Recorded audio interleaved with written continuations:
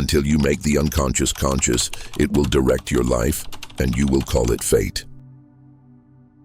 You don't lose people by accident. You lose them through the silent fear that clings to them, a fear that both calls them closer and pushes them further away. There are forces within us that move like shadows, invisible, yet decisive. They shape choices, sculpt relationships, and carve the path of destiny itself. And most of the time we remain unaware of how much we are being carried by them. Carl Jung left us a warning. Until you make the unconscious conscious, it will direct your life and you will call it fate. This is not just philosophy, it is a mirror. And when you dare to look into it, it reveals something unsettling. You attract the very people you are most afraid to lose. The fear of abandonment does not sit still. It infiltrates gestures. It lingers in the pauses between words. It hides inside glances that beg for reassurance. Fear becomes architecture. It designs invisible structures around your life. It constructs the very stage where the play of loss will unfold. The paradox is merciless. The more you fear losing someone, the more inevitable their departure becomes. The tighter your grip, the faster life finds a way to loosen it. Fear is not a guardian. Fear is a prison guard. Fear is not a shield. Fear is the invitation to collapse. Because every signal you send into the world is a call, and fear always calls for abandonment. This is not about learning strategies to keep someone. This is not about clever tricks or psychological games. It is about something deeper, far more radical.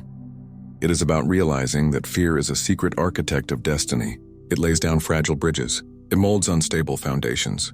It creates exactly the pain you thought you were running from. Look again. Do not wait for the other to change. The truth is devastating in its simplicity. You attract what you fear to lose, because you have not yet turned fear into consciousness. And here the journey begins. Fear has a frequency. It vibrates through invisible currents, subtle but strong enough to call entire realities into being. When you fear losing someone, you are not only feeling, you are transmitting. The body does not lie. Your posture shifts. Your eyes search. Your breath falters. Your nervous system becomes a silent transmitter, broadcasting scarcity into the world. And those around you, whether they know it or not, receive that signal. Depth, psychology, and spirituality converge on this law.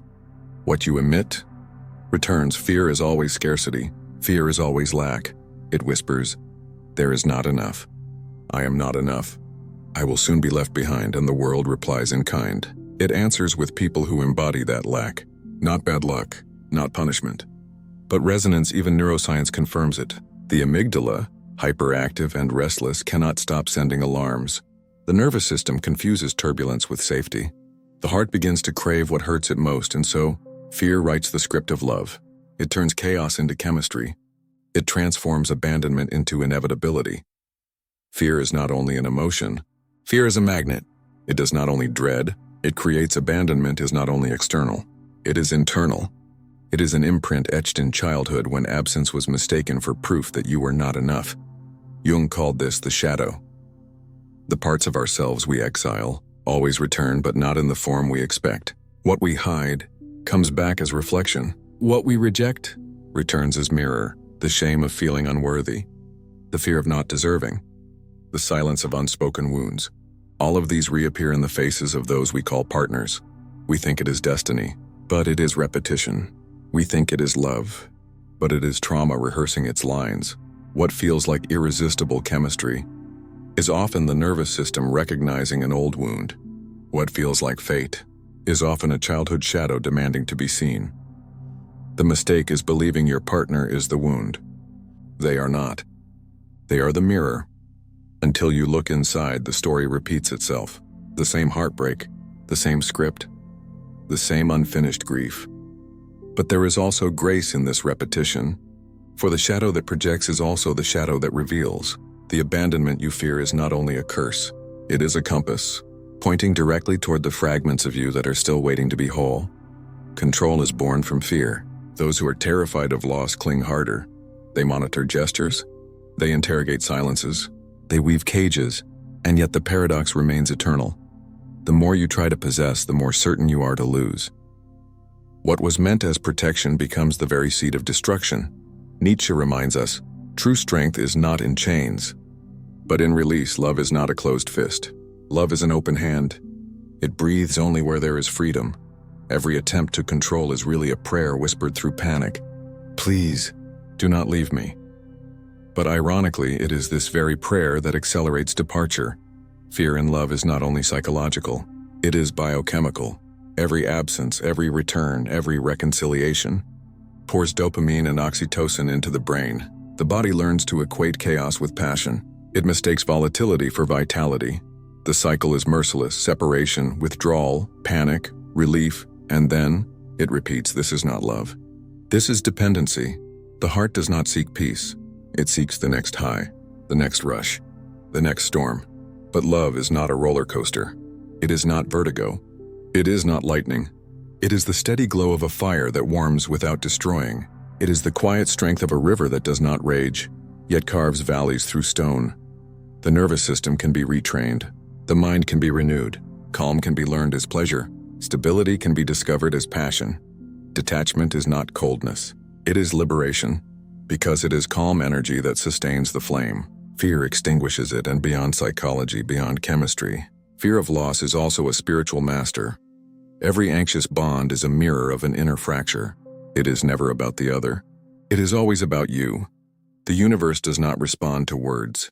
It responds to vibration, to frequency. If you vibrate fear, you attract fear. If you vibrate freedom, you attract freedom.